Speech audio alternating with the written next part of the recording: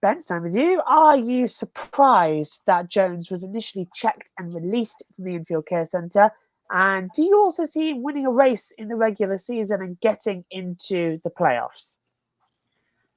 I'm not too surprised. I mean, the back is very, very difficult to diagnose. And, I was reminded of, again, I know we were just trying to get away from IndyCar here for a little bit, but the first thing that came to mind for me was the Vegas tragedy that claimed the life of Dan Weldon. Will Power was also injured in that crash. And I think initially when the crash happened, obviously everybody was concerned for Dan, but also Pippa Mann and J.R. Hildebrand were fairly seriously injured.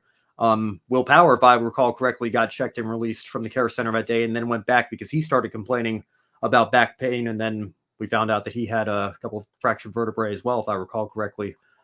So that was a pretty serious injury that, again, was to the back that took a little bit longer to diagnose and initially included an initial check and release there as well. So, again, it's the angle that Jones hit and seeing the rear tires, come off the ground like that.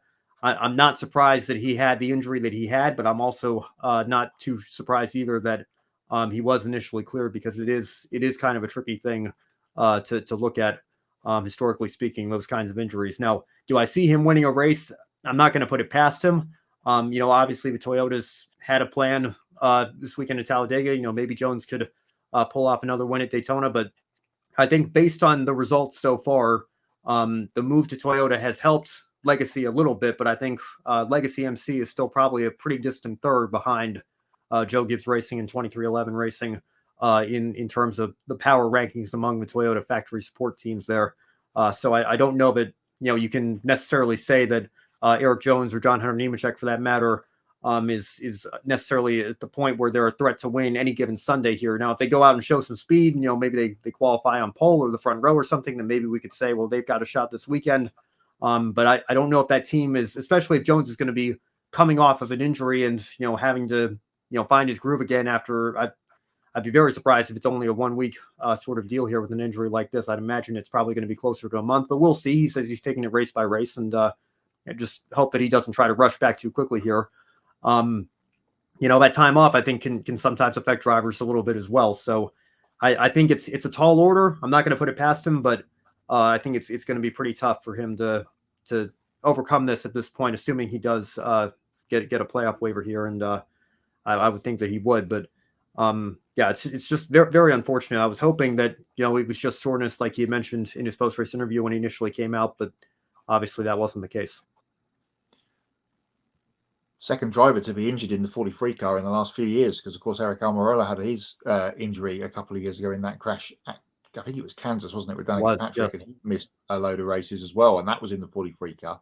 I was surprised to see him again, as Ben said, no. And when the adrenaline is running through you after just being in the race, frankly, and then having that kind of accident, you're probably going to, I'm fine. And then when he got back to the hauler or wherever and sat down, and then he probably went, actually, I don't feel so good. So I did see a couple of people on social media, as they always do, comment on the fact that, he didn't look right on that interview on TV. He was wearing a baseball cap and glasses, and he looked sunglasses, and he looked fine. But of course, people on social media know best. He's one of his best tracks, of course, coming up is Darlington in a couple of weeks. So he probably would have been looking forward to that, which is in 3 races' time. And now he's probably going to perhaps miss it. And that would have given him another potential playoff berth if he'd gone well there at one of his favourite racetracks. So, as Ben said, they are the third running Toyota team. And a couple of them above them have all won now already. So spaces in the playoff grid already starting to fill up as we head into the summer. It would have taken, I feel like, a stroke of fuel strategy or fuel race to get him in, perhaps, especially now that he's going to miss Darlington in a couple of weeks' time. Now let's talk about Heim making his Cup Series debut as well. At 21 years old, he is one of Toyota's youngest prospects who's seemingly on a path to becoming a full-time Cup driver in the future. Right now, he is one of the top drivers in the Truck Series with Tricon Garage, and he's impressing a lot of people in the Xfinity Series in select starts with Sam Hunt Racing. Ironically, he's not the first young TRD driver to debut in Cup Series after filling in for an injured driver. As you mentioned, Erik Jones himself made his Cup Series start in 2015 for the injured Kyle Busch, and Ty Gibbs filled in for Kurt Busch in 2022. So, Matt, back to you on this one. Given the hype surrounding the driver known as Heim Time, what expectations do you have for him in Dover, and is this the first of many races in the Cup Series? Over his complete career, I'd say probably yes. Has it come a little bit quick? Maybe so, but situations dictate. Ben will probably be better to answer this because following the Truck Series more than I do, but he's certainly becoming one of the front runners in the series down there and has been winning races over the last little while. But yeah, I think he's certainly going to be a Cup regular in the future. Race winner, who knows, potentially, but he's going to have to just go through the motions, I guess, of these next few weeks. Although, as we've heard in the last little while, especially with this new car, it's more closely suited to the trucks as opposed to the Xfinity cars. So it is providing truck guys with a more akin style and feel to what they're used to. So it will be interesting to see how Heim goes. And of course, they're running the Richard Petty STP special paint scheme at Dover this weekend as well, which obviously Erik Jones would have been in, and now he finds himself missing the race.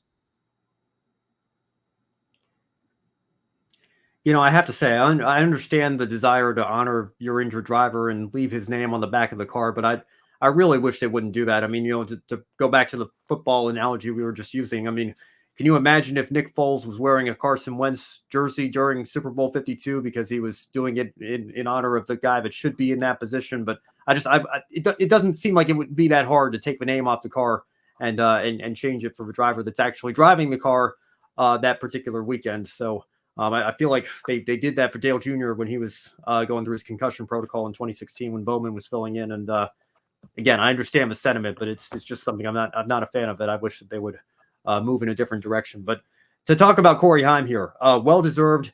I think this was a name that we were all expecting, considering he was announced as the reserve driver for Legacy MC at the start of the year.